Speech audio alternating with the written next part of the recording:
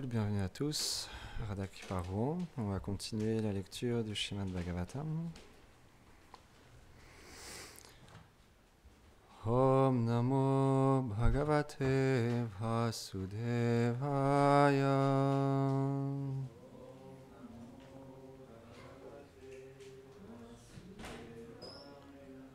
Om Namo Bhagavate Vasudevaya.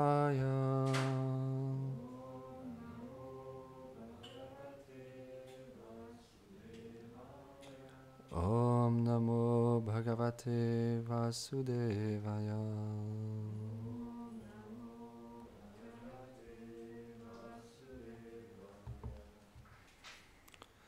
On est toujours au deuxième chant du Srimad Bhagavatam, 7e chapitre, et donc là c'est le verset 42. Maharaj, est-ce que tu veux?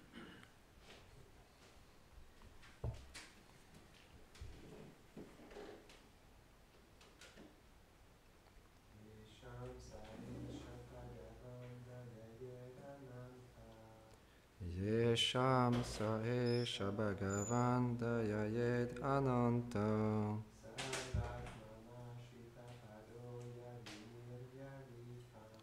Sarvatmana Shritatpado Yadinir Yarikam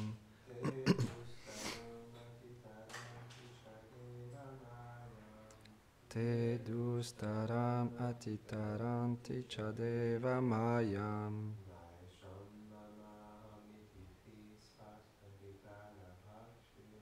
Nesham Maham Eti Divas. Traduction. Ô Narada, ceux à qui le Seigneur suprême accorde sa miséricorde, s'ils s'abandonnent inconditionnellement et sans réserve à ses pieds de lotus, en toute sincérité, en toute franchise et de tout leur cœur, peuvent aisément traverser l'océan de l'illusion matérielle qui est pratiquement insurmontable. Ces dévots n'identifient pas leur soi à leur corps qui deviendra à la fin de la nourriture pour les chacals et les chiens. Commentaire. Srila Vishwanath Chakravarti Thakur explique quels sont les symptômes observés chez ceux qui obtiennent la miséricorde du Seigneur. Ils deviennent sans désir matériel. Krishna est le refuge et la source de toutes les qualités et bien plus. Celui qui obtient son refuge devient naturellement libre de désir pour des choses insignifiantes comme une position matérielle plus élevée, l'élévation aux planètes édéniques ou la libération. Ils sont indifférents aux voies du karma, de l'action intéressée, et du gyan, la voie qui mène à la libération. Krishna a des puissances illimitées et la fonction de son énergie de miséricorde est de manifester la pure dévotion libre de toute contamination matérielle. Elle se transmet à travers ces purs dévots qui en sont les détenteurs et qui la donnent sans discrimination. Par cette association avec de purs dévots, les âmes conditionnées deviennent libérées de l'illusion matérielle qui les recouvre d'ignorance et elles atteignent la connaissance du lien qui les unit éternellement au Seigneur. Ceux qui atteignent sa miséricorde deviennent par conséquent libres de la conception d'être ce corps de matière. Ils ne pensent plus en termes de je et de mien en rapport avec leur corps, avec leur propre corps, avec celui de leur enfant et avec d'autres. En dernier lieu, lorsque l'âme abandonne le corps, celui-ci devient de la nourriture pour des espèces animales qui mangent des cadavres, comme les chiens et les chacals. Ceux qui atteignent la miséricorde du Seigneur sont libres de cette conception.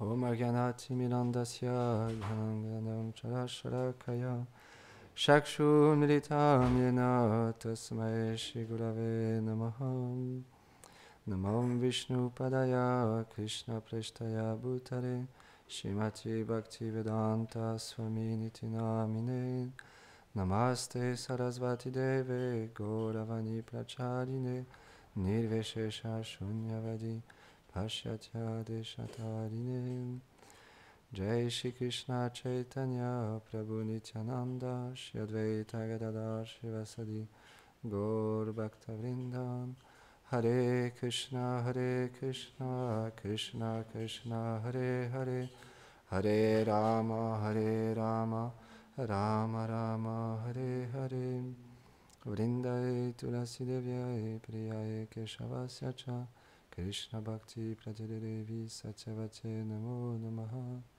Panchakarpatarubhya Cha Kripa Sindhubhya Eva Cha Patitanam Pavanebhyo Vaishnavebhyo Namo Namaha. Avant de commencer à parler, j'implore la bénédiction de mon maître spirituel ainsi qu'à tout notre Guru Parampara, tous les dévotes, les dévots ici assemblés, ainsi qu'à Govinda Maharaj, tous les Vaishnavas qui nous regardent. Donc c'est vraiment intéressant. Krishna est notre meilleur ami. Dans ce monde, on n'a pas un ami qui nous soit plus grand que Krishna. Et les Vaishnavas. On a deux amis dans ce monde. C'est Krishna qui nous partage la connaissance qui est dans notre cœur, qui nous permet, grâce à ses miséricordes, de pouvoir approcher sa connaissance, de pouvoir servir ses dévots. Et par la miséricorde de ces purs dévots, alors, on obtient la bonne fortune, la miséricorde de pouvoir servir Krishna et de pouvoir comprendre graduellement la forme du Seigneur suprême, ses divertissements, ses qualités, ses attributs, et ce qu'il nous partage, ce qu'il nous enseigne. Comme dans la Bhagavad Gita. Krishna, il nous le dit clairement, en lien avec ce verset, que nous ne sommes pas ce corps fait de matière. Nous avons une autre identité. Que bien que nous pensons être ce corps et qu'on y est attaché, parce qu'il y a des couches qui recouvrent notre soi véritable, Krishna explique clairement à Arjuna que c'est juste un corps qui est temporaire. Qu'au moment de la mort, ce corps, comme explique ici chez la Vijnana Chakravarti Thakur, et comme c'est expliqué dans ce verset, à la fin de l'existence de ce corps dans ce monde, qu'est-ce qui va rester si on regarde bien, si on analyse ce à quoi on est si attaché et on pense être. Qu'est-ce qu'il reste à la fin? Juste une petite urne de poussière. Si on incinère ce corps à la fin de notre existence, quand l'âme quitte ce corps, il reste juste un petit pot avec des cendres à l'intérieur. Donc il ne reste pas grand-chose. Et parfois on peut même, comme c'est expliqué ici, dans certains pays, retrouver des corps morts et se faire manger par des espèces carnivores qui mangent les cadavres, comme les chacals, les chiens ou les vautours, ou d'autres. Donc ce corps, il est vraiment pas très intéressant. On doit en prendre soin, on doit l'engager dans ce monde, mais on ne doit pas y prêter une attention trop grande non plus. Parce que sinon on va devenir attaché à ce corps et on va se faire illusionner, à penser qu'on est vraiment cette personne, qu'on est vraiment ce corps. Et ce qui est intéressant, c'est que bien qu'on s'y attache fortement, si on a la bonne fortune, par la miséricorde des Vaishnavas, de juste une petite goutte réaliser qui nous sommes, comme on partageait hier dans la voiture, au retour du Sankirtan, comme Gurudev nous avait partagé une fois, si on avait la bonne fortune de pouvoir voir notre corps éternel dans le miroir, dans la glace, alors on tomberait inconscient, tellement la beauté de ce corps est immense. C'est ça qu'on cherche. On veut pouvoir être dans notre vérité. C'est notre droit. Parce que c'est le seul désir légitime de l'âme, de vouloir retrouver sa position, sa fonction naturelle. Que de mieux que de retrouver sa fonction naturelle. Parce que comme explique ce verset, quand on est dans ce monde d'illusions, de matière et temporaire, où tout change à chaque instant, tout va très vite, il y a tellement de désirs qui viennent en nous, il y a tellement de pensées, à chaque seconde, notre mental comme dit souvent Govinda Maharaj, comme un petit hamster qui court dans une roue. Il court, il s'arrête jamais. Et le mental, c'est la même chose. Il est toujours en train de penser, toujours en train de réfléchir, d'avoir des choses qui viennent, des impressions. Et toutes ces impressions-là, elles sont liées à ce monde. Donc, naturellement, Krishna est notre ami. Il nous a partagé la connaissance, il nous a donné ses enseignements pour qu'on puisse les entendre de la bouche des purs dévots et, grâce à leur association des Vaishnavas, mettre en pratique dans notre vie. Et pour ça, on doit être conscient de notre bonne fortune. Parce que qu'on soit un enfant, une femme, un homme, un renonçant, un chef de famille, peu importe. Le Vaishnava, c'est expliqué, il est expert parce qu'il est mandaté par le Seigneur lui-même à engager les êtres dans le service de dévotion. Donc il est expert à nous engager, à engager nos tendances dans ce monde et à nous permettre, à travers ça, de se rapprocher de notre vérité de plus en plus. Mais le seul objectif d'un Vaishnava dans ce monde, c'est de permettre aux jivas, aux êtres, de découvrir leur vérité, parce que lui-même l'a découvert. Donc, il n'y a aucun autre désir. Bien que parfois on peut penser que le Vaishnava, il agit ainsi ou il agit ainsi, et ne pas comprendre, on doit toujours prendre du recul, parce que les Vaishnavas sont parfois aussi très difficiles à comprendre, parce qu'ils ont une certaine nature dans ce monde, mais leur vérité, leur qualification et leur réalisation interne, elle est pure. Et on doit toujours l'apprécier et lui offrir nos respects à cette pureté, à cette qualification que le Vaishnava a, à cette réalité qu'il vit dans son cœur, qui est pure. Et donc, naturellement, c'est par la grâce de Krishna qu'il va nous permettre de pouvoir comprendre qui est un Vaishnava. Si on le prie sincèrement, qu'on approche les déités, qu'on prie les déités, qu'on leur demande de bien vouloir nous aider à comprendre qui est ton dévot et comment je peux le servir, alors le Seigneur va nous aider. Parce que le Seigneur, il aime tellement ses dévots. Donc, comme il aime ses dévots, naturellement, si on a un désir sincère de servir le dévot du Seigneur, parce que c'est ça l'attitude Vaishnava, c'est pas de servir directement le Seigneur suprême, mais c'est de servir le dévot du Seigneur suprême. Donc si on approche avec cette attitude, naturellement, le Seigneur va nous aider. Et un jour, j'écoutais ce matin une classe d'un Vaishnava qui expliquait la compassion des Vaishnavas, parce qu'on a besoin de compassion. En tant que jiva, petit être conditionné dans ce monde, on a besoin d'une compassion grande, très grande de la part des Vaishnavas. Et donc il y avait un très grand Vaishnava, Vasudev Vipra. Pas Vasudev Datta, Vasudev Vipra. Il y a différents associés du Seigneur Chaitanya Mahaprabhu. Et donc, Vasudev Vipra, lui, il était aussi un dévot du Seigneur qui avait un désir intense de pouvoir obtenir l'association de Shri Chaitanya Mahaprabhu.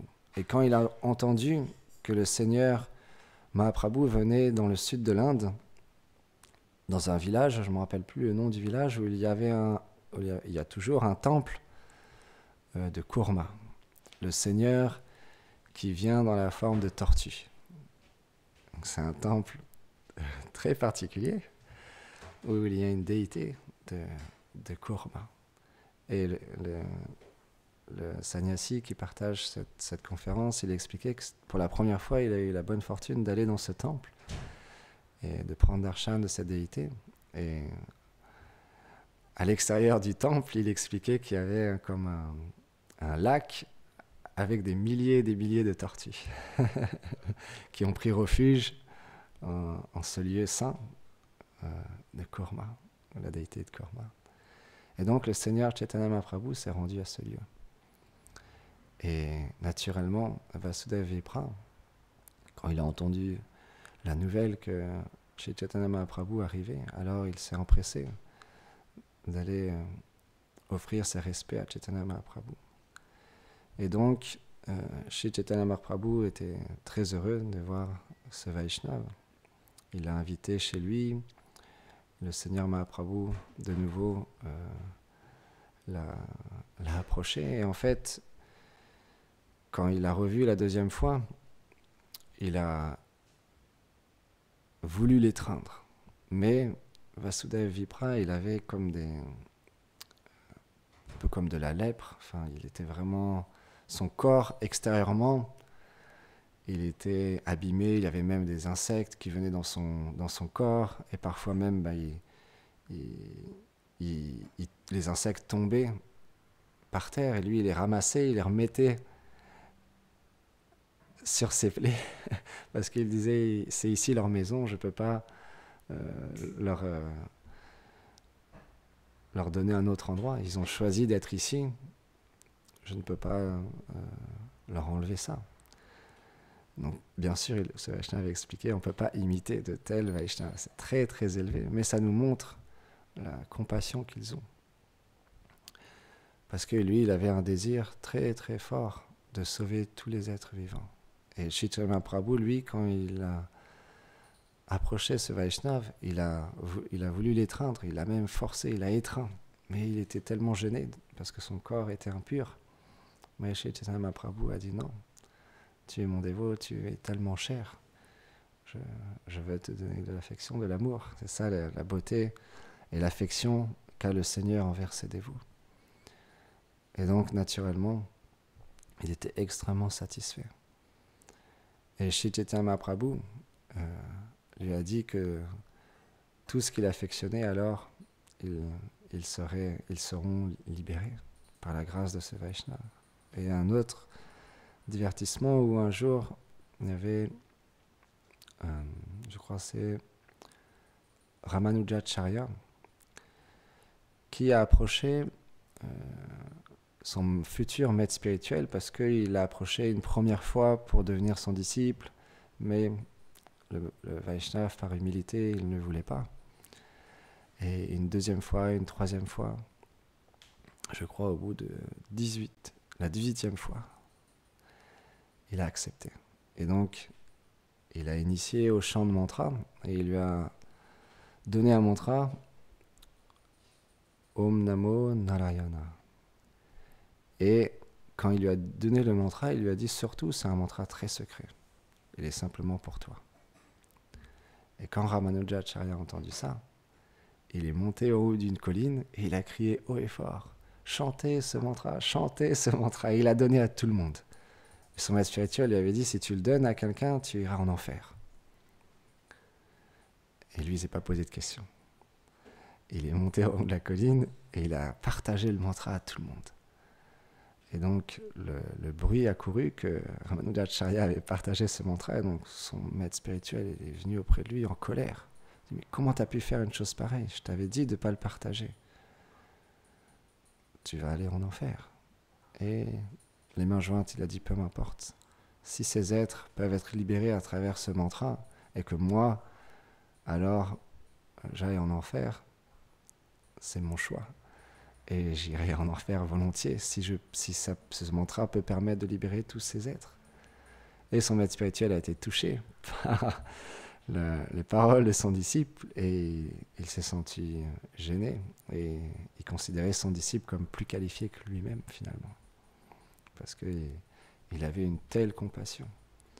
Donc c'est ça la compassion des Vaishnavas pour nous, elle est illimitée. Bien qu'on ne s'en rende pas compte, dans notre vie de tous les jours, parfois on oublie, comme Govinda Maharaj partageait l'autre jour, comme Srila A.C. Bhaktivedanta Swami Prabhupada, qui est venu à un âge très avancé de l'Inde aux États-Unis, il n'était pas obligé de faire ça.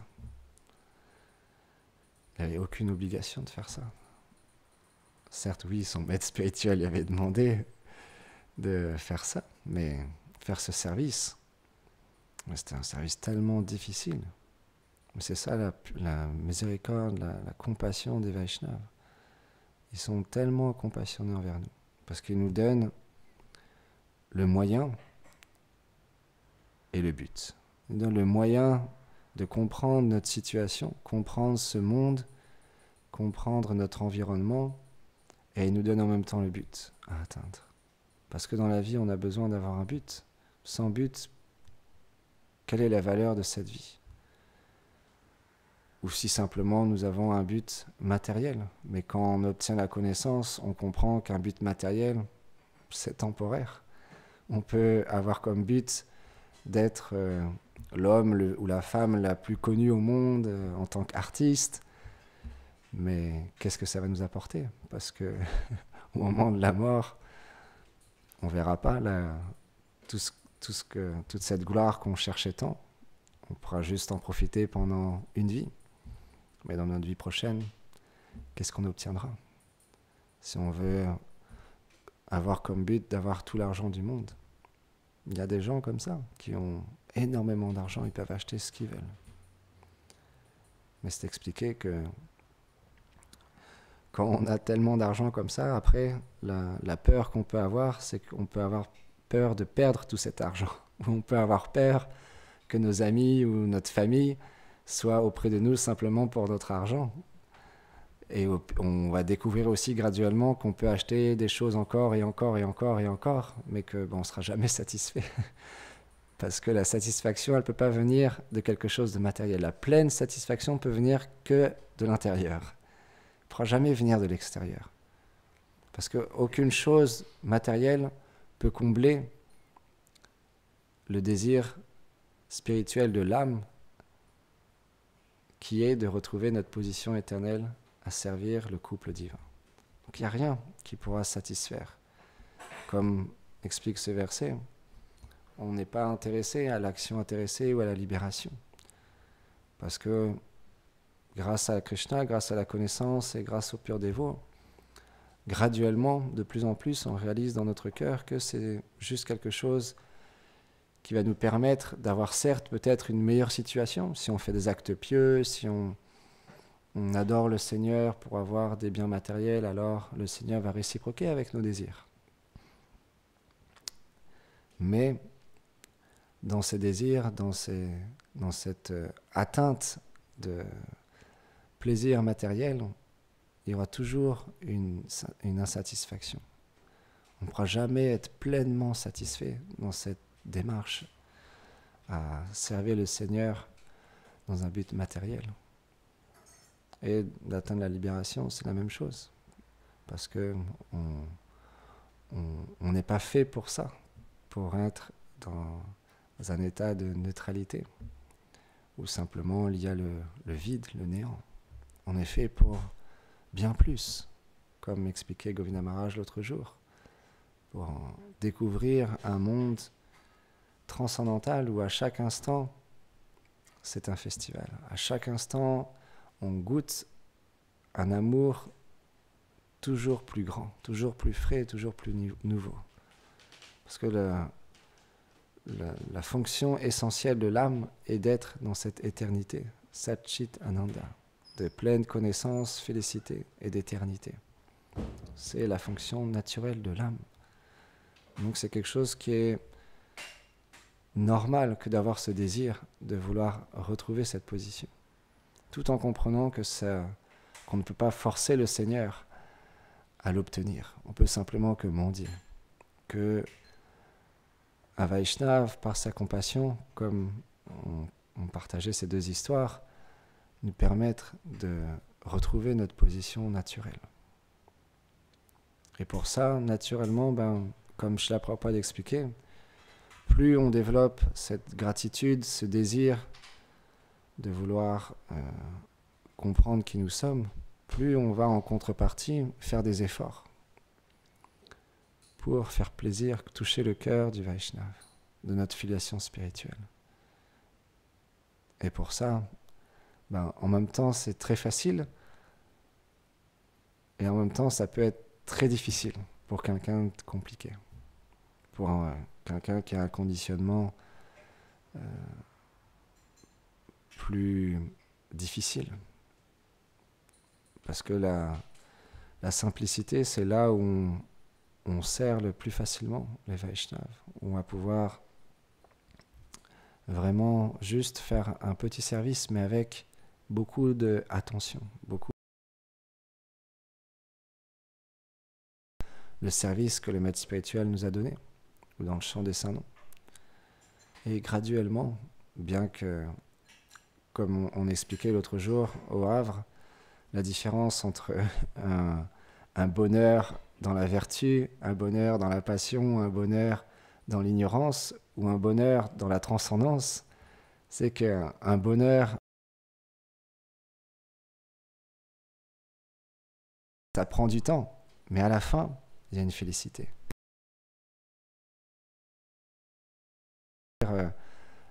Plus dans l'ignorance, la passion ou la vertu, tout de suite, on expérimente quelque chose. Tout de suite, on obtient du plaisir. « Oh, j'ai acheté le dernier téléphone portable, il est tellement incroyable, regarde les photos qu'il prend. » Et puis tout de suite, on obtient un plaisir à découvrir ce nouveau gadget qu'on vient d'acheter.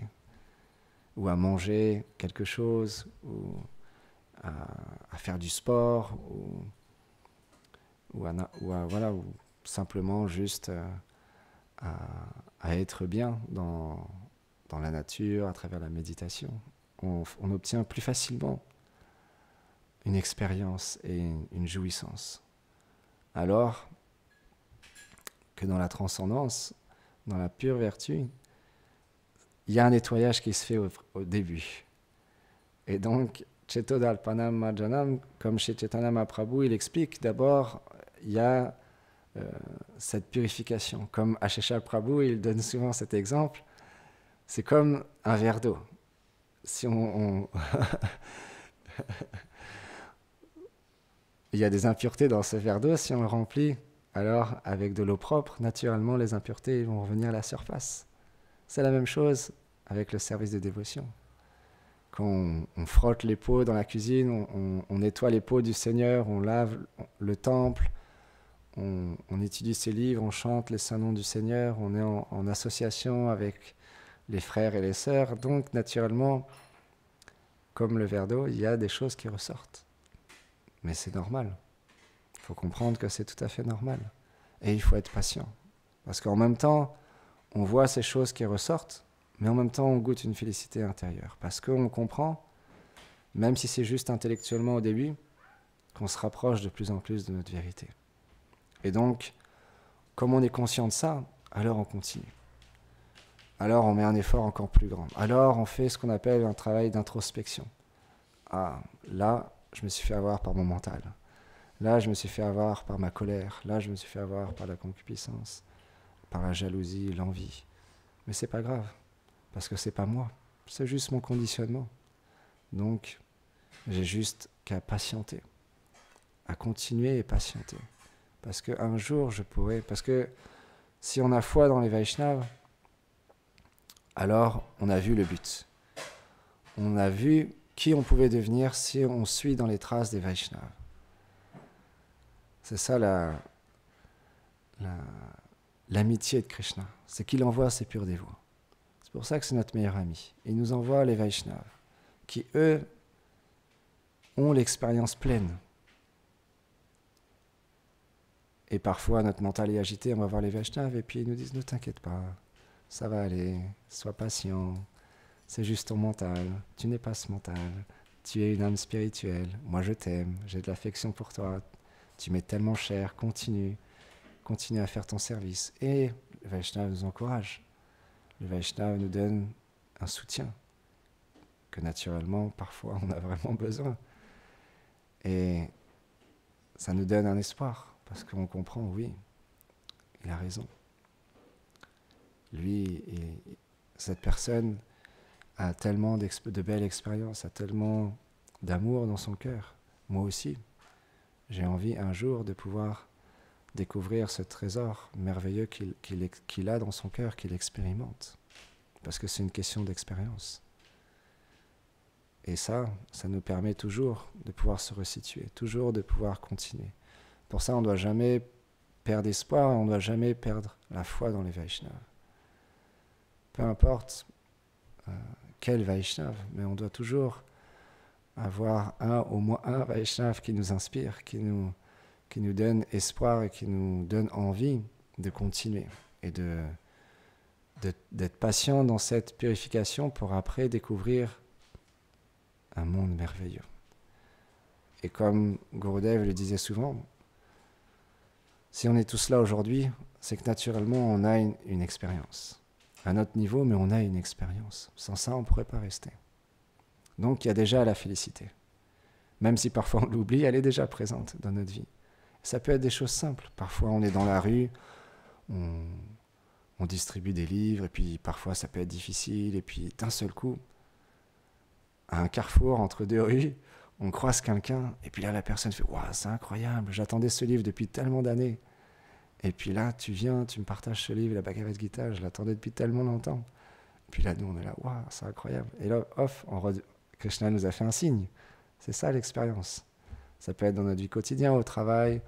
On peut voilà, être dans une certaine situation, et puis d'un coup, comme ça, on parle avec les gens, et puis quelqu'un nous dit « Ah bah tiens, est-ce que tu connais le karma ? J'ai entendu ce mot, le karma. Est-ce que tu peux m'expliquer un petit peu plus ?» Puis là, on ne savait pas que cette personne pouvait peut-être être intéressée par une vie spirituelle et comprendre le karma. Et puis, Krishna nous donne l'opportunité de parler de lui, même au travail. Et c'est merveilleux. Krishna nous a fait un clin d'œil. Donc, plein d'expériences peuvent venir dans notre vie, ou à travers le chant, à travers le service, la déité. Donc, on doit continuer et s'entraider naturellement les uns les autres à poursuivre cette aventure du chemin de la dévotion pour pouvoir de plus en plus se rapprocher de notre vérité. Jai Srimad Bhagavatam ki Jai Go Premanande.